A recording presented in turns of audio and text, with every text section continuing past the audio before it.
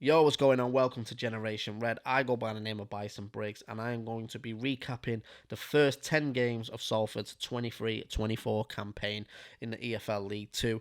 In this video, though, I will be covering the two Carabao Cup games, which was Leeds United and Preston North End. I'm not going to be doing the EFL Trophy. I don't think it's something Neil Wood's prioritising. It'd be nice to go and win it, but it's not essential. I'd rather Salford focus on promotion and a decent cup run, which we've had so far in the Carabao Cup. So I'm not going to be covering the EFL Trophy. If Salford do progress and get through that cup, then we will be looking at it. But at the moment, he's using it for, well, we've seen against Bolton, he's using it for debuts, some of the kit, and obviously giving some of the players that need a bit of a run out some extra time as well. But let's get straight into it. If we're being honest, it's been a terrible start for Salford for the first 10 games. We've played good football at times, but them times have been few and far between. We're currently sitting 19th in the table, but we'll move through and we'll break down each game statistically, see where it's gone wrong, and then we'll go from there. First game of the season, we did travel away to Forest Green. Now, if I'm being honest, it was pretty much a guaranteed 3 points for me. I know Forest Green have just got relegated from League One, but they were bobbins last year. They won 6 games all season, conceded almost 100 goals, and they were just so far off the pace of every other team. They were 17 points off 23rd position, so it just shows how bad they was. And I wasn't expecting anything to be different this year. Obviously, League One's a lot more demanding of a league, but Forest Green lost a couple players, couple management changes, coming down after the deflating year. We had a good pre-season as well, so I was sort of expecting Salford to steamroll them, especially the way we finished last year. We was unlucky not to go up, and as I say, good pre-season, going in with some good new signings. I expected Salford to win, and that's pretty much what happened. We took a 2-0 win. Now, usually when you look at the stats, you always expect the home team to have the most possession, and that's exactly what happened here. Forest Green battered us on possession, but they were so wasteful with it. They actually offered nothing. When you look at the stats, Forest Green had 19 shots compared to Salford 7, but only 4 of them actually hit the target, and all 4 were saved by Alex Cairns, who came away from this game with a 100% save record, which is brilliant. However, the Amis did manage 7 shots, 3 of them hitting the target and 2 of them hitting the back of the net. McElhenney and Matt Smith both scoring, with Luke Bolton and Ryan Watson providing the assists. The one good stat, though, that we did have from this game, and it sort of went through the whole 10 games that I'm going to cover as well, is Salford have been very effective intercepting the ball from their opponents. The only issue is, as we get through the 10 games, we've intercepted the ball really well, but we've done nothing with it for the majority of the other games. So we're winning the ball off our opponents, but where the ball ends up, he's never usually in the opponent's net. So we'll go through that. But in this game alone, Salford intercepted the ball from Forest Green 15 times. But it was a 2-0 win against a team that have just dropped from the division above. Neil Wood picked up a very deserved 3 points to kick off the season, and he did play a 3-2-4-1 formation in this game. Second game, the Amis headed down to Deepdale against Preston, who are massively in form at the minute. They are top of the Championship and looking very likely to be candidates to go to the Premier League. I mean, Preston do this every few years, don't they? They look like they're going to do it. They're basically Arsenal of the Championship. They look like they're going to do it, but they just don't. I thought Salford would give them a good go. You know, like I say, we just beat Forest Green. We are on a bit of high from last season. Good new signings in. Fresh legs as well, because it's the start of the season. And we gave them a good game, to be honest. It finished 2-2, and Salford did actually win on a penalty shootout 4-2. But when you actually look at the stats of this as well, Neil Wood played a 3-4-1-2 formation, and it worked really well with Salford in the centre of the pitch. We managed to win the ball quite a lot from Preston, who were pretty wasteful at times, but also it allowed Salford to break in, score 2 goals, and take it to a penalty shootout. Preston did hit the target 9 times, though, 7 of them being saved by Cairns, who again finished with an impressive 78% saving statistic from this game. Salford, however, managed to hit the target twice out of 9 shots, but luckily for Salford, both of those did hit the net, with Conor McClellan hitting the back of the net for both of them as well. That was a great unexpected win for the Amis, taking us to the second round of the Carabao Cup, where we did draw Premier League relegated Leeds United at home at the Peninsula Stadium. Right, fresh from Preston, we did go into the first home game of the season, And besides the Leeds game, which we'll go into, we've been pretty terrible at home for the first 10 games so far. And this game was the same. We played Crawley Town. It was an absolute snorefest. It was like no team wanted to go for this game. And it pretty much reflected in the stats as well. It was 50-50 possession. And just nothing happened. It just felt like it was a flat game. But for me, Salford should have picked 3 points up here. I mean, if we look at the stats, Crawley dominated the shooting stats. They had 16 attempts, but were absolutely wasteful. 2 of them hit the target. Both of them were saved by Cairns, giving him a 100% saving statistic for this game, which was the second time this season already. Salford, on the other hand, did a little bit better in this game. They had 7 shots, 3 of those on target, and 1 of them was turned home for the second goal of the season for Conor McElhenney. Stevie Mallon assist on this, which was his first of the season as well. Unfortunately, in this game, Luke Garbutt did manage to put the ball into his own net, leaving Crawley Town to walk away with a 1-1 draw in a highly disappointing and unimpressive game all round. So if we look into this, that's 4 points from 2 games. But to be honest, after beating Preston, I don't think most Salford fans were moaning. We should have beat Crawley Town, but we were still on a bit of high. We're in the second round of the Carabao Cup, beating a championship side. And we picked up a 3-point win at Forest Green. So 4 points from 2 games, could be worse. Next up, again on the road to Grimsby Town. Grimsby Town, a semi-difficult team to beat. They're a scrappy team. A bit like when you watch the Premier League, they're a bit of a Crystal Palace for United. They're sort of scrapper. They do put up a little bit of a fight, but they're never really challenging for promotion. They're always sort of in the middle of the table, just giving difficult games out. Bit of an Everton in the 90s. But yeah, we just didn't play well. We came away with a 2-0 loss on this game. But when you look at it, I mean, last year going into this game, we took 4 points off Grimsby. We battered them 4-1 at their stadium last year as well. So if you'd have asked me before the game, I thought this was another guaranteed 3 points for Salford. And it just didn't turn out like that. In this game, Neil Wood stuck with the 3-4-3 formation. And stat-wise, it was pretty even all game. I mean, the main issue here for me was Salford was struggling to convert interceptions into key passes in the final third. And to be honest, that's been sort of the thing for the whole 10 games that we're going to go through. We're intercepting more than our opponents, pushing the ball forward, but it's going nowhere when it gets to the final third. And it was the case in this game again. I mean, when you look at the stats, Salford had 1 shot on target out of the 7 that they took. Same for Grimsby, to be honest. They managed 2 out of 10 shots on target. But unluckily for us, both of them hit the back of the net, which actually gave Alex Cairns his worst stats of the season so far, which was a 0% save average.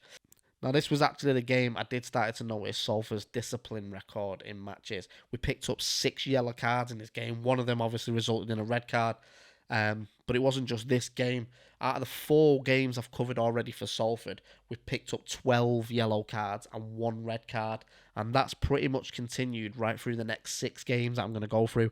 Discipline's been a bit all over this year, and it's no wonder we're now going into the 11th game of the season with 2 people facing suspension.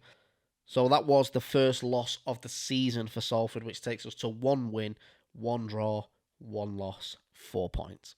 Next up for Salford, we're still on the road. We actually went to Tranmere Rovers. Now, they're usually bottom in League 2. They're fighting not to get relegated most years. I didn't really expect anything from this game. I thought Salford were going to go comfortable 3 points, move on to the next game, and let's go. And it was anything but that. It was a bit of a disaster class, this game. We were just wasteful across the whole pitch. Misplaced passes after misplaced passes. But it was just, this was the first game I noticed Salford just really did not get going. Obviously, the Crawley game was a bit of a snorefest, but we were lucky here. We were really, really lucky.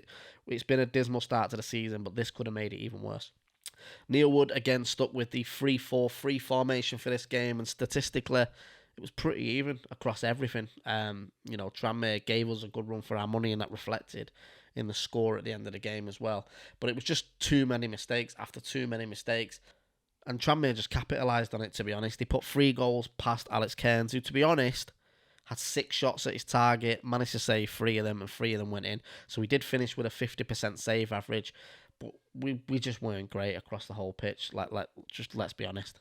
I mean, against Tranmere, we did dominate possession. We absolutely battered him. And to be honest, we could have put this bed. Against Tranmere, we did dominate possession all over the pitch, but it was it was a weird, frustrating game for me. We could have put the game to bed numerous times. We made it hard for ourselves with some of the goals that we conceded. That might sound like I'm moaning about this game, but I just thought we made it hard for ourselves. We were incredibly lucky to come away with a win in this. It did finish 4-3, picked up another 2 yellow cards in that game, which took us to 15 yellows in 5 games. Anyway, that was 2 wins for Salford, 1 loss, 1 draw, and 7 points on the table. Now, going into the second home game of the season, this was against Accrington Stanley. Now, before the game, I actually thought Accrington would be a tough game. They weren't too bad last season. They got relegated, obviously, but they're a tricky opponent. They've got a good team on paper, and I thought they'd be one of the teams fighting for promotion alongside Salford this year. And that's sort of proved the case. Accrington are sort of towards the top end of the table, and they just proved difficult. For me, though, the referee was abysmal in this game. I know it's an easy excuse to say, oh, the referee performance was bobbins, but it really was in this game. A lot of key decisions went against Salford, but you know, at the end of the day, we can't blame the referee. We were quite wasteful in this game ourselves as well. Neil Wood for this game changed to a 4-2-4 formation, and I actually thought it worked really well. We pushed on the high press against Accrington and made it difficult for them at times. And we also absolutely dominated possession. We had 60% towards their 40%. But again, like Grimsby and Tranmere, when we had the ball up top, we did nothing with it. We were wasteful all game. Both teams did manage to have 16 shots, but only 2 of them hit the target for Salford. Ryan Watson obviously managed to put away the penalty, but we did walk away from this game with a 2-1 loss against Accrington Stanley. Accrington for me was a weird game. I thought we played really well in patches, but it was patches. Like, you know, it was no consistency across the whole game. And it's sort of, like I say, it's sort of shown in... We were our own worst nightmare. It's shown why we lost. Accrington intercepted the ball 11 times compared to Salford's 3 times. So they were winning the ball off Salford, and they made us, you know, they capitalised on it. They scored 2 goals off it. And it was a frustrating game, this one. Accrington, for me, again, we should have seen that game out. But what can you do? It's done now. But that means 5 league games for Salford, 2 wins, 2 losses, and 1 draw. Still on 7 points from a possible 15. Next up at home was the Carabao Cup second round against recently relegated Premier League side Leeds United. Leeds are a team that haven't started well in the Championship. They're struggling, lost a lot of players, managerial changes. But it's Leeds United, just come out of the Prem. They've got a few good players as well still. And let's be honest, I thought they were going to beat Salford at home. I thought Salford would give it a good go, like I've been saying. It's a big night at the Peninsula Stadium. First chance for Salford to make history, get into the third round of the Carabao Cup. But, as I say, Leeds United were a good team. I thought they were going to dominate possession against us and just outplay us, essentially. And that's pretty much what happened, to be honest. They battered us. They battered us. But when you look at the stats, Leeds had 71% possession against Salford. They had 33 shots at Kearns. 9 of them hit the target, but only 1 of them converted into a goal. Kearns saved 8 of their chances, which, to be honest, at the back end of the game, some of them chances were huge. The one bottom left corner when he tipped it around the post, Kearns, for me, was definitely man of the match. He was the reason Salford actually even had an opportunity to go to penalty shootouts against the recently relegated Leeds United. And we ended up winning 9-8 on penalty shootouts. Big game, so it's probably the best game we've had all season. The atmosphere was electric. The Leeds fans were great as well, even though we all hate Leeds. But like it was just a good game. It was a good game of football. Salford battled for it. We got outplayed across the park, but we dug deep and we managed to take our chances, which is something we've not done for the rest of the season. But here is where it is an important stat. Leeds had 71% of the possession. Like Salford the weekend before, they were just wasteful with it. They did nothing with it when they actually got into the final third. Obviously, they hit the target 9 times, but they didn't convert them chances. They could have easily put this game to bed quicker than they did. But when you look at Salford stats, we did manage to intercept the ball from Leeds 8 times. Leeds did not manage to intercept one Salford ball for 90 minutes. And what we did was when we intercepted the ball, we managed to distribute it out wide to Garber, who swung the cross in. Matt Smith heads the ball home. Salford are 1-0 up. And that's what we need to be doing all season. We are winning the ball from our opposition and going forward with it. But it's when we hit that final third after the interception, we're being wasteful with it and we're not doing nothing with it. This game was different. We intercepted it way more times than our opponent, who didn't intercept it once. We got the ball forward, we distributed it into the final third, and we actually came away to take Salford to the third round of the Carabao Cup, the first time in our history where we play Burnley at home next Tuesday. Right, we're on a high. Salford have beat Leeds. We are now flying. This is where things feel like they're going to get good. But we didn't. That weekend we headed to Tyson Fury's hometown of Morecambe, and this was a terrible game. Terrible game of football. Often nothing for 90 minutes. You could tell the players were tired. Fair enough. We'd just been taught to penalties by Leeds United on the Tuesday, playing on the Saturday, travelling to Morecambe. It was a frustrating game, wasn't it? Nothing really happened. When you look at the stats, like obviously Morecambe have just been relegated, but again they've lost a bunch of key players, couple managerial changes. They've not started well this season as well. A win here would have took Salford into the playoff places, and we just didn't capitalise. Neil Wood in this game did switch to a 4-4-2 formation. And again, we did dominate possession all game. We had 62% of the possession, but we did nothing with it going forward. I mean, when we did get the ball forward, we only had 2 shots on target out of 11 compared to Morecambe, who had 5 shots on target out of their 11 chances. The only positive, again, is Cairns, who walked away with a saving statistic of 80%. Only one of their 5 chances managed to get turned in by Morecambe. But we made it difficult for ourselves, didn't we? This was a frustrating game, and I think it proved it when it boiled over at the end. Matty Lund getting a straight red card for a kick out. There was people grabbing hair. There was water bottles being thrown. It was just a mess, wasn't it? It was just a mess of a game. Let's forget that one. 6 games in, 2 wins, 3 losses, 1 draw, still on 7 points out of a possible 18. Now, finally, we're back at home against Walsall, who, let's be honest, haven't started great either, and we actually called this a must-win game for Neil Wood. What a frustrating game this was. Salford absolutely dominated Walsall for 90 minutes. 72% of the possession, 20 shots with 7 on target, and we had 10 interceptions over Walsall's 6, and still lost.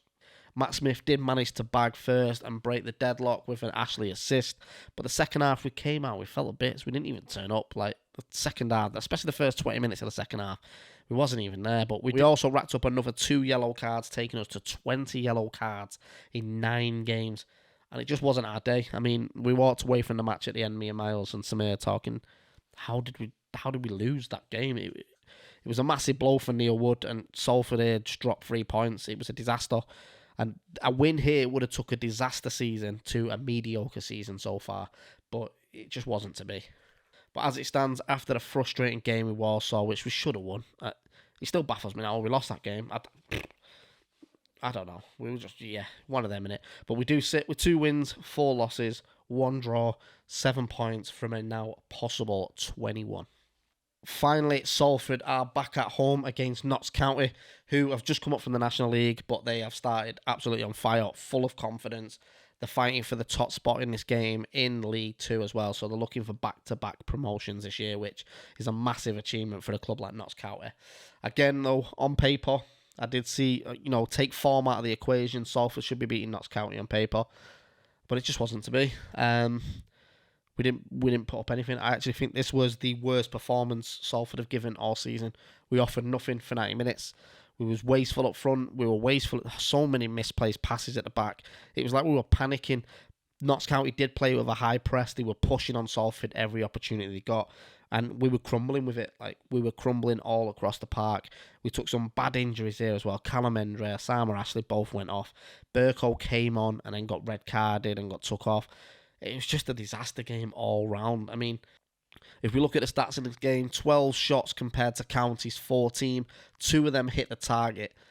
2 shots, 12 hit the target. And, what can you say? Neil Wood did switch to a 4-4-2 formation on this, but we were just outplayed. Like I say, the high press caused us problems literally all over the pitch. For me, I think we just delete this game from history. County picked up a 2-0 win. So that's 10 games in so far this season, 8 of those being in the league. Salford City sit with 2 wins, 1 draw and 5 losses, picking up 7 points from a possible 24th, and we now sit 19th in the league. But this Saturday we are playing 20th in the league, Harrogate. We should be winning this. I don't even want to... I've been saying it's a must-win game for weeks now, and this, for me, is a must-win game. Harrogate haven't started great either. Salford should be beating teams like this. But it feels like both teams are going to have to go for it. Both teams are going to have to come out, throw the kitchen sink at it, and hopefully Salford walk away with 3 points. We've been better on the road than we have at home this season, so I'm hoping that plays into it a little bit, but you can't guarantee anything, can you? So finally, just a quick overview on individual stats for the first 10 games. Matt Smith currently sits as our top goal scorer with 4, but in the league as a whole, Salford have only scored 9 goals with 8 assists. Luke Bolton's top assists with 2 at the minute, but it shows how ineffective we have been going forward this season. I mean, when you compare Salford's goal scoring record to the likes of Notts County, who scored 15, Swindon have scored 22, Wrexham are on 20. I mean, Gillingham are top of the table and have only scored 7, but they've conceded less than 1 goal per game. So they're defending well, they're digging deep, and they're taking the chances, which is why they're coming away with low-scoring games, but 3 points at the end of it. The other teams above us are hitting double digits, and we just can't seem to do that in a minute. Just on the defence, though, I know I was talking about interceptions throughout this whole video, and this is where it shows when you look at the stats for someone like Curtis Tilt, who's absolutely been incredible this season for me, but he's intercepted 16 key passes from opposition teams. But the issue with that is Vassell's on the second with 8, is oppositions are getting to our defence before the ball's intercepted. Now, defenders always have high interception stats, because that's where the final ball's made from the opposition. So we should be intercepting crosses, through balls. This is where we want to be winning. That's a sign of a good, solid defence. But we should also have midfielders with them similar stats, because if we're not winning the ball in the midfield, it's one of the reasons we're being wasteful up top. If our midfielders manage to dig in and pull a few in, I think Elliot Watt being back is a massive win for Salford. But at the same time, we've just lost Ashley, we've just lost Henry. So yeah, it's like we get one back and lose one for the sake of it. But it shows, doesn't it, if our defenders are winning the most interceptions throughout the game. If our midfielders can start chipping in with that, it means we win the ball higher up the pitch, which is a higher percentage chance for us to distribute it and capitalise and hopefully score some more goals, which we need. Now, finally, the next 10 games are Harrogate, Burnley in the Carabao Cup, Newport, Sutton, Crewe, Wrexham, Swindon, Doncaster, Barrow and Mansfield. Now, before we were in this form that we're in right now, I would have said we should have had a chance at picking up at least 15 points out of 27 there. 4 of them games are at home, which we should be picking up wins in all 4 of them. As it stands at the moment, only Harrogate, Doncaster and Sutton have had a worse season than Salford so far, and those 3 teams are within our next 10 block. So that should be 9 points there. But it's anybody's game, isn't it? Wrexham will play away. They're banging form at the minute. They're scoring goals for fun, but they're also conceding goals for fun. So we need to be going to Wrexham and putting it on their toes. Let's see if they can handle it. Obviously, they've got Paul Mullin back now, which is a big win for them. But like I say, they are conceding goals. Salford have got to go to games like that and throw everything at them. They've just come up. It's the first time in League 2. We should be showing them what League 2 is all about and making it difficult for them. But it will be a tough game, but it's not unwinnable. Newport, for me, at home, should be comfortable. Swindon are flying. That'll be a tough game. They're scoring for fun. But, again, not unwinnable. Barrow, very hit and miss. And to be honest, same with Mansfield. Neither team are both neither winning or losing, really. They're just in the middle of the pack. So, again, that should be another 6 points if all falls into Salford's favour. But either way, we will be there. Come on, Salford. Let's have another... Let me do the next 10 games and be like, what a turnaround this team has been. Stick with Neil Wood. Let's see if he can turn these 10 games around, and we'll go from there. If you want to see more videos like this, let us know in the comments below. I'll be trying to recap every 10 games. As I say, the EFL trophy I'm probably going to miss, unless we advance through the tournament or people want to see me break it down. I do like stats in football. I like to know how the team's playing, how the team's progressing. So I will keep covering this sort of stuff. Obviously, we've got the Generation Red podcast with Myles dropping, but we've also got a lot of content coming out on Generation Red. We're doing a few different types of content as well. Obviously, we've got the new bit of merch coming out as well, so these will be all out soon. But yeah, click subscribe. Let us know in the comments below what sort of content you want to see on Generation Red. But make sure you hit the like button, and hopefully Salford beat Harrogate Town this Saturday. Let's go, Salford.